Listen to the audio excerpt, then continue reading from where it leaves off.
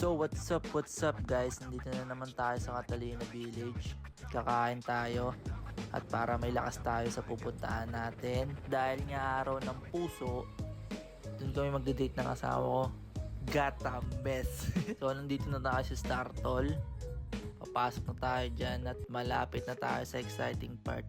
At nandito na tayo sa Balete exit. At pupunta nga pala tayo sa Barako Fest. Shoutout nga pala kay kuya na nagbigay sa amin ng ticket. Kung dahil sa'yo hindi kami makakapasok at di namin mapapanood to. Ito talaga ang pinunta ko na makanood ako ng Last Man Standing.